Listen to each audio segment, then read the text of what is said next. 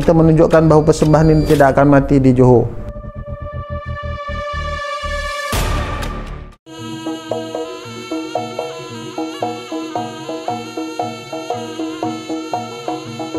Penubuhan Gemalasari pada awalnya adalah di Kampung Parit Warijo, Kampung Parit Warijo, Seri Medan, oleh para boyongan ataupun penghijrah daripada orang-orang Ponorogo daerah Jawa Timur Indonesia ke Kampung Parit Warijo. Samping membuka kebun untuk tanaman sari hidup, dia membawa sekali kebudayaan, dan salah satu kebudayaan yang ada adalah seni reog. Di dalam masa sama dicampurkan di dalam tu sama tu gamelan, dia ada wayang kulit, dan masa tu ada sekali drama ataupun sketsa teater orang Jawa iaitu ludruk, sekali dengan barengan. Dan sekarang yang masih aktif adalah gamelan, wayang kulit, dan seni reog Ponorogo. Sama.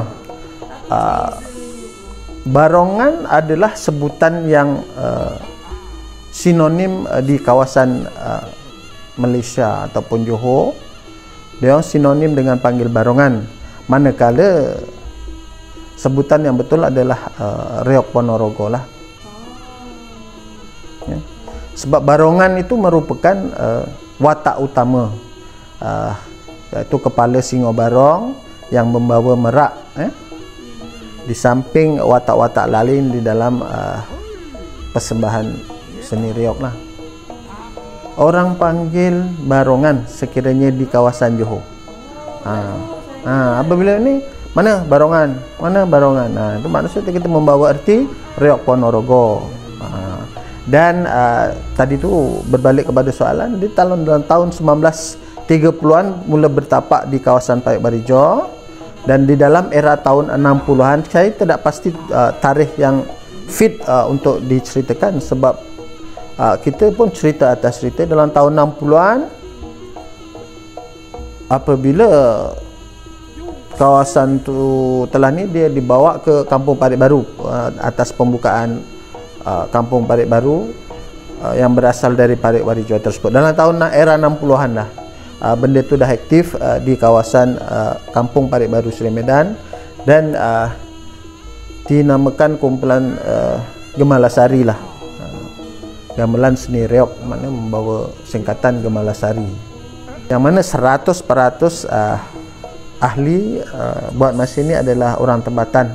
Kita tidak mengambil orang-orang daripada seberang yang bagi status TKI, Tenaga Kerja Indonesia, berbanding dengan mungkin kumpulan-kumpulan lain ada, tapi untuk kumpulan Parit Baru 100% adalah orang-orang tempatan, bermula daripada anak-anak muda yang minat kesenian tersebut.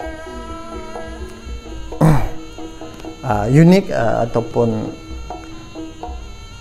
dia kerana dia jarang dipertontonkan ataupun langka semua daerah, semua kawasan ada, berbanding dengan zaman-zaman awal kemunculan, mungkin kebanyakan ada, mungkin saya sebut mungkin sebab saya pun tidak pasti jumlahnya berapa, yang mana sehingga sekarang kumpulan barongan ataupun reog Ponorogo ini berada di Johor ataupun di Malaysia dalam 9 kumpulan saja. Unik kerana di dalamnya mempunyai watak-watak yang berbeza ataupun satu bahan yang jarang dipertontonkan atau unik daripada segi macam-macam, unik dari segi pakaian, daripada persembahan, dan mungkin daripada keturunan-keturunan lain selain daripada Jawa dah kurang, sama ada Bugis daripada Banjar apa semua, memang kurang dia ada dia punya persembahan, dan kita terus mengekalkan kebudayaan tersebut dan hidup ataupun sehingga ke sekarang untuk dilestarikan. Jadi kalau seni reog ni sebenarnya kalau dikatakan bukan hanya persembahan tarian saja, tapi ada ceritanya lah kan dalam tarian tersebut. Kenyataan tu memang betul. dipersembahkan melalui step by step dia ataupun langkah demi langkah dan mempunyai jalan cerita yang tersendiri ya. Dan benda tu boleh tersebut ataupun dilihat masa festival yang mana mempunyai garapan jalan ceritanya tersendiri. Manakala apabila dibawa ke majlis-majlis perkahwinan, kita lebih kepada obyokan ataupun tarian suka-suka untuk happy-happy saja, berbanding dengan festival ataupun kalau di Indonesia dia ada gerebek surau, yang tu memang dia memang mempelbagaikan dengan jalan-jalan cerita yang tersendiri daripada keseluruhan semua kumpulan-kumpulan reok yang berada di bumi Indonesia. Malaysia kita terbatas dia punya persembahan kerana tambatan-tambatan daripada bermacam-macam halangan yang untuk kita persembahkan lah. Memandangkan tadi kita ada tanyalah, ada cerita dia. Jadi boleh tak Encik Jamil ceritakan sedikit cerita siapa heronya dan jalan ceritanya ada banyak ke? Antara salah satunya yang paling famous orang selalu ambil jalan cerita yang mana? Okey, dari segi jalan cerita, benda ni adalah legenda dan di Indonesia kita ambil pun cerita-cerita dia. Saya nak ceritakan satu je lah ya. Dalam keadaan dia punya tu, dia watak Rajawana ataupun Singo Barong, Klono Sewandono, Bujang Ganong dengan Jatilan. Kan nak saya ceritakan dia bergantung kepada pengkisahan peminangan Puteri Sumindah Songgolangit ya, yang mana perebutan di antara Singo Barong dengan Klono Sewandono. Maka dia orang bertempur lah ya, untuk mendapatkan Puteri Sumindah Songgolangit tu, yang mana di akhirnya tadi tu Klono Sewandono telah berjaya mengalahkan Singo Barong dan dia orang dapatlah bersatu ya. Dan benda tu pun boleh dilihat di dalam pengkisahan-pengkisahan seperti dalam buku-buku. Ada cerita berbeza setiap satu kumpulan seperti yang diceritakan oleh orang-orang tua, tapi lebih kurang cerita dia macam itulah. Yang watak-watak dia kan bermula daripada Rajawana ataupun tadi Singo Barong yang membawa merak. Kita ada Klono Sewandono, kita ada Bujang Ganong, kita ada Jatilan. Jatilan tu dalam diceritakan dalam 40 dimakan oleh tadi tu raksasa ataupun Rajawana. Barongan, Singo Barong tadi tu. Adakah tarian ini hanya tarian yang boleh dimain oleh ahli keluarga saja ataupun sesiapa yang nak join tarian tersebut boleh belajar, ataupun hanya masyarakat Jawa saja yang boleh belajar tarian ini? Bila nama pun satu kebudayaan etnik, tak mestinya apabila di dalam Malaysia ni etnik itu je. Dan dia terbuka kepada semua siapa yang berminat, bolehlah untuk turut serta untuk bersama. Yang penting minat. Kalau tak ada minat, tak kisah orang tu Banjar ke, Jawa ke, Melayu ke. Cuma asalnya daripada etnik Jawa Ponorogo. Itu je. Dan boleh semua kalau nak join apa semua. Dan kita buat masa ni di Malaysia ada satu festival, bukan festival, satu pesta bulan mengambang di Parit Bugis. Kau boleh cek kat situ. Sekarang ni kebudayaannya apabila dia berada di sana memang komplit lah. Dia di Keraton Bahanang. Kita pun pernah ada join satu persembahan lengkap daripada Johor untuk di sana. Dan sana adalah kira gedung lah, gedung penyimpanan kebudayaan etnik untuk dipersembahkan di sana.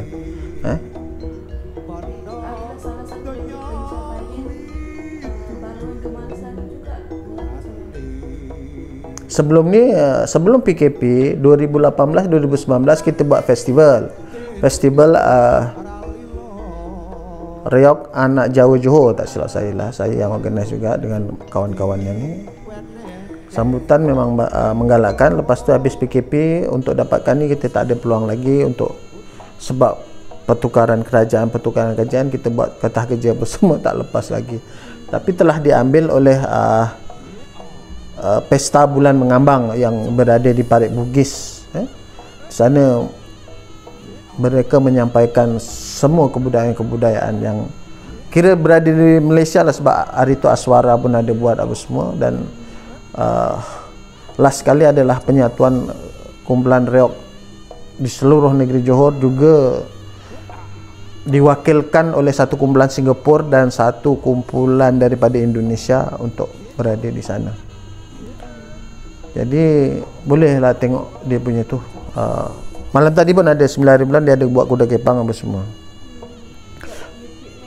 Pesta bulan mengambang Parit Bugis. Boleh tak Cik Jamil ceritakan perbezaan tarian reog dulu dengan sekarang? Perbezaan dulu dengan sekarang Kalau dulu menggunakan segala contoh daripada segi pakaian ataupun ni, dia menggunakan apa yang ada di Malaysia, di kawasan tersebut.